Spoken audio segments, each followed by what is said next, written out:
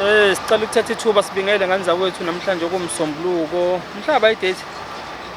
Mhlaba Nkosi yami ungasebenzi. Mahlalele mhla ka 10 June okuyinyanga enkulu okwazala thina ngazo yabo. Inyanga amakhazi esingakhohloli basinje amakhazi asiwazweni. 2024 singapha ke nganizakwethu endaweni yase kuthiwa inande kwaMashi ke bla. IkaMashi Brick City. Yes. Sizohlangana nomndeni kaButhelezi la osuko endaweni yasoLundi enkonjeni. Bake bangithinta ke bekhala engathi ke unobhuti wabo owadutshulwa ngapha ehostela kaMashi. So wagcina ke shona ke kulesi sibhedlela ethu ise Brick City nasi ni Brick ka 7 Memorial Hospital ilapho kumfowethu ngathi ushonele khona la. Uma sebefuna isidumbu sebelungisa indlela zomngcwabo isidumbu basasitholi. Bekufuneka bangcwabe ngithi kule weekend siphuma kuyona ngesonto izolo befuna bangcwabe ngesonto izolo siphuma kulona abasitholi isidumbu. So njengamanje ke basicela ukucela sisonto njengethule sizobalekelela njengamanje sizobe senabo ke la kodwa ke bazochaza ukuthi kuba futhi basize khona ukuze sisuke bakwazi ukuthola umzimba wabo bakwazi ukubeka ngesizotha yabo. Ngimukela wona ke umndeni njengamanje ibona kosisi laba bakubona bayihlobo zakhe ke nabo dadwabo umufi usisi sakubona ma yaphila ntani igamba usisi uSithembile kaButhelezi. KaButhelezi uwena ohlobene no ubhuti wakho okay sisi Swelihle akaba kaButhelezi okay lo sikhuluma ngawo ushonele wo umzawa wakho okay sisi wakhe kwenzakalani ma Uthe mangabe ukuhamba kwami ngimshiye ngesonto ewumuntu oright bekumele attend icounseling naye ngoLesihlanu. Ngishiya kephi sisi Ngimshiya khona la esibhedlela sala eBrick City. Ngase ngihamba wasewangikhumbuza ngomsombuluko ngigcina ukukhuluma naye efonini wathi ngingakhohlwa icounseling ngoLesihlanu ngathi ayikhululeka ngiyeza nje ngisendleleni. Kwathi ngoLesibili ngamfonela ngangamthola mangimfonela ngawo umsombuluko ngangamthola efonini ngafonela umngane wakhe uThobani wathi akakafiki. Mase kwaku 1:20 wathi ubuya kwi-scan lokho ehamba ekuseni ngo6. Ngathi mina i-scan sango6 uzobuye ngo 1:20 khona inkinga ekhona yini. Wathi hayi ngicela ukulala ngikhathele ngabe sengivala kanjalo ucingo lwami. NgoLesibili ngazama ukumfonela ngangamthola efonini wathi ngabo 9 mangingaphosisi ngafonelwa isibhedlela bathi baphethe indaba engezinhle ngosicelo usendlulile emhlabeni. Ngathi ngiyabuza usisi lo wayengifonela ukuthi kwenzakaleni nimenzeni because ngimshiye umuntu oright bekumele si-attend icounseling ngoLesihlanu. Impendulo kaSisi eyeza kimi wathi uzongilalela noma ngivala ifoni. Ngathi no sisi ungayivala ifoni because ngifuna ukwazi ukuthi kwenzakaleni ngengane ngishiye i-right izingikhumbuza ngecounseling kwenzakaleni. Wathi ke unangaka wabuza mina ukuthi nginangaka iminyaka ngamtshela ukuthi ngina 28. Wathi phephisana ikhona omunye umuntu engamfonela ekhaya ukuthi ngimazise isimo. Ngathi mina yebo ngase ngibiza inamba kababa wase wafonela ubaba kwachazela ubaba. Ngathi mina ngakhona yini ukuthi ngifike ngizombona. Wathi kumele acheckwe udokotela kuqala before sifike. Kwabe sekuba khona lo dry ke lokhu ngibafonela ngifuna ukuzwa ukuthi kwenzakalani. Balokhu bengidrayisa wathi mayesuka lapho usisi maye-answer phone wathi udokotela uphuzile ukuletha i-report lokho ukusho kuliphi iviki kulele esisuka kulo umuntu elokhashona nge28 wathi udokotela uzowami-attenda ngoLesihlanu laleviki ayeshone ngalo. Base ngathi hayi okay sesingenze njani sesingeza yini. Wathi uzosazisa mangabe sebeqedile salinda sahamba ke ngoMsombuluko saya emakhazini sesiyocela ukuthi sithole imoto ukuthi sikwazi ukuzomlanda la simuse emakhazini angasekhaya. Masifika khona base bathi kasifone ke sesiyabafonela ke basitshela ukuthi abakaqedi ngomzimba. Sase sakhansela futhi ukuze eThekwini ngawo umsombuluko. Saphindela futhi bathi sekufika amaphoyisa angazi kunecase kanjani bangafuni ukusitshela. Ngabuza ukuthi kwenzakaleni ukuze ashone usicelo ngoba bese right. Wathi usisi kube i-natural cause. Ngathi mina i-natural kanjani because ubengagula ubengene ngesibhamu angangayithola impendulo. Okay sis mhlawumbe ukuze nomuntu olalele ekhaya akwazi ukunderstand ukuthi inkulumo ihamba kephi yini emfaka esibhedlela usicela wayedutshuliwe ewumuntu waya emsebenzini ntambama ngabo 5 ngephi nendawo ngabo 6 la kwaMashi hostel. Abahlala hostel yebo abantu abamdubulayo banjwe inkunzi noma abantu ngathi babembamba inkunzi wabathatha nje uBhakha lo ayophethe bamshiya kanjalo.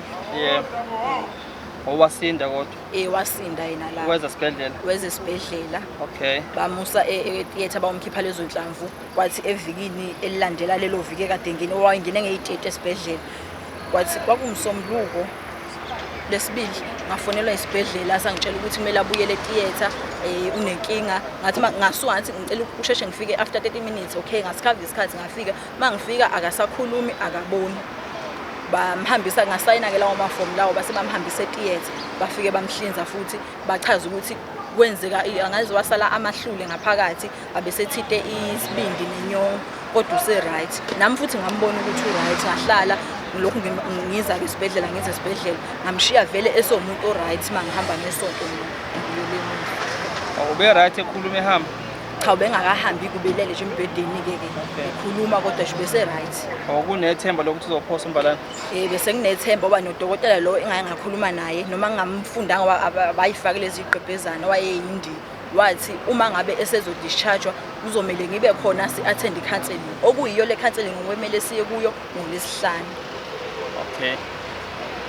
Njengamanje enifisa ukuthi ithule nisize khona ikuphi? Ukuthi sikwazi ukuthi sithole umzimba wakhe because abavumi ukuthi simbone ngisho sithi sicela ukumthatha bathi akuvumelekile angazi usalinde in ngase ngabuza umbuzo lo mina ukuthi uphume kanjani kulesi sibhedlela engamshiya kuso singa-informwanga thina njengomndeni wakhe ezeyophoswa ePhoenix. Kuleyo Phoenix ngiye bekulesihlanu bafike bathi bafuna isitifiketi ngachaza ukuthi bafuna ipasi ngachaza ukuthi ipasi lalahleka nalo sikhathi edutshula into engiyiphethe yakhe i-license bathi ngeke khona isebenzisa bangibhalela ilethe ukuthi angiye eThekwini eHome Affairs ngiyokwenza isitifiketi ngahamba ngayo skip isitifiketi ngabuya naso ngabanikeza isitifiketi leso base bagcwalisa lelo form bangiginqisa izithupha bangisayinisa ngicela ukubona umzimba sengiyibophile mina ngisayinile ngiginqile izithupha ngicela ukubona umzimba abathi ngeke ngikhona ukumbona umuntu obonwayo umuntu otholakala nje emgwaqeni eshonile ongaziwi ukuthi ubani ungakabani lona ngoba ungene ene-name tag angeke ngikwazi ukumbona. Okay befuna kancwabe izolo. Okay ekhaya. Yebo. Besibashiye nje ekhaya sebelungisile yonke into isi-ready ukuthi thina vele sikubasiza ngapha ngolesihlanu sothatha ingane sibuyela naye ekhaya bese ke ngesonto ke iyafihlwa akusenzekanga. Ushona mhla 28. Washona mhla 28. Mhla ka10 manje. Yebo. 28 May. Yebo. This is June 10 namhlanje. Ekhaya lokhu basamakhandlela. Balokhu bekhanyisile nje ibani. Ngobizo lokuze kwabaphoqa ukuthi lokho abesebekwenzile ukuthi kuzokwenza umsebenzi kumele kunike abantu. Phinde sekuzomela phinde futhi siqale phansi senza amanye amalungiselelo. Okay. Okay, ngiyabonga ukuze isithutheni ukulandisa nje. Into ekhona la angiyazi asona sinayo experience ngeindaba zokushona kwabantu iphosilandelwayo. Ngaphandle kwabantu abasuke besebenza ngawo lo msebenzi bona baziye ukuthi na phase 1 phase 2 phase 3 kuze kufike kulezo sigaba sokugcina ukuthi nikwazi ukuthola umzimba njengoba uphethe eshonelela esibhedlela surely vele iPhoenix iyona in charge ukuthi ethatha imizimba abantu abashonela bayose ePhoenix emoshwali so kwa isibhedlela vele kufanele vele sibanikeze emoshwali ePhoenix but njengoba eshone ngesibhamu kunamaphoyisa phakathi lapho yabo ngoba esasindile ngicela bekusa attempted murder but njengoba eseshonile njengamanje sekuyimurder le surely kukhona icala kufanele aqale emaphoyiseni ukuze kuthwala umseshi ophethe icala lakhe ozokwazi ukunika ne-case number ne-right ukuthi seningayi ePhoenix niphethe lento bazokwazi bani access ngayo ukuthi nikwazi ukuthola umzimba ePhoenix ngoba umani yela nale ePhoenix vele bengenikwazi ukuthola umzimba ngoba wadutshula nokuthi ukuthi wagula so their first step ukuthi samenise nani ikamasho siyofuna umseshi enizokwazi ukuthi nimthole ozonilekela ukuthi nikwazi ukuthi ni-access umzimba niyekhaya nonqaba ngicabanga ukuthi njengamanje surely sebemhlinzile kwenziwa ku-postmortem ziningi lezi nsuku lezi ukukhuluma kwasisi lo obengisayinisa amaphepha ngolesihlanu wangitshela ukuthi kusalindiwe abakayenzi leyo process. Okay kulungile if it need ukuthi mhlawumbe ngize ngithinte ku-HOD assist because ziningi lezi nsuku 28 isikhathi sorry yes 28 up until umhla ka10 efuna bese ningcwabile yabo ukuthi ima hiccups akephi ke sizokwazi ukuthola lokuthi bakuthi kunesidingo sokuthi ngithinte mhlawumbe HOD ngizomthinta uMr Shabala silekele kule message ngoba ufuna umzimba senisekhamba naso enofehlele nani nakwazi ukudla seningene endlekweni eziningi yabo umhlahla komncwabo akuyona into enhle yabo nani nikuyi-trauma nisekhaya kubosa amakhandlela kubuhlungu. Siyazona kakhulu nani sisi. Ngiyacala njengamanje sisuke nani silapha ne-Phoenix, sorry ikaMashu lapho sihlale khona. Siyabonga. South Africa ngicabanga ukuthi ngiyaluzwa kudaba lubuhlungu. Bosisi basho lo bhuti wabo wagidile hostel. Hostela kaMashu. Hayi enye indawo leyani but-ke ngeke sithini. Abantu bakithi abahlala khona. Mfowethu wena angakasekho uluza impilo yakho ezosebenza equbile efihle ikhanda khona kaMashu hostel. Ududule emsebenzini uyosebenzela umndeni wakhe. Kubuhlungu njengamanje but-ke umndeni-ke sizozama uku-assista ngayo yonke indlela ukuthi ukwazi ukuthi uthole umzimba wakho futhi bahambe bayomleka ngesizotha emakhaya. Ake sihambeni-ke siye kaMashu. Siyabonga. Siphinde sinibekele bafethu namhlanje sisile naye kaMashu la sikhona epolice station ka-E. Osisi basizakala sesimtholile umuntu ostelayo omseshi la ngaphakathi abazohamba naye identify isidumbu emamoshwali ePhoenix. Ila siya khona njengamanje. Engakusho nje bafethu information ulwazi libalekile. Lo mndeni ngabe kade wancwaba kube bunalo ulwazi lokuthi uma ubhuti eshone ngesikhali kanje befuneke beze emapholiseni. But ngoba mina nokulwazi lokho beqiqa nje ibhedlela bemoshwali without umseshi. So-ke up until now sebelithole ukusizo njengamanje sibheke emoshwali nawo. Siyabonga. Ngithanda nihleka manje yabo. Senzohamba kahle ngibhekele uLundi manje. Sakhali. Siyabonga kakhulu sizathola. Noma beqale bathi ukusidatsisa-ke bathi mase bebona ukuthi khona lezi zinto imithwebulo le base basheshisela-ke yonke into. Ngabe besalokhu bedrayisa nje bethi asakaqedi. Manje dane bathi inhla bathola nomseshe besihamba naye bahle bethi khona amakhamera ngaphandle. Basithatha-ke basisa ngaphakathi lapho egcinile khona. Ngibabuza ukuthi uba nithani ngakaqedi pho kwenzakaleni wakhe yaseniqedile. Base basikhulula ukuthi sisithathe. Okusho ukuthi bethwa bengayibonanga le mqhafazo ngabe sisalindile. Sene-right manje. Sisi-right siyabonga. Ngasekhaya songabatshela ukuthi umngcwabo uyaqhubeka. Wena-ke mzala? Hayi sibonga kakhulu kuwe nethimba lakho. Ngamshiya ngaphandle sisi ukuxhumanise nawe. Sidudla. Nobhuti obekade ekanye nathi. Woza Sidudla wena ngivusile. Wena ngivusile. Wena nje ongivusile. Wona ngivusile nje yabo. Kanza wethu usuku lami namhlanje lonke balibulele usuku lathuleni balibulele. Nibulele ade niza amakhona bengena la ngithi. Jongo oza bafu. Endlebe sihamba nawo woza mntaba woza mfethu woza. Wena mfethu wena bhuti wabo mfethu yabo sebethembele kuwena mfethu. Yabo. Sebekho usizo esitholile. Yebo mfethu sibonga.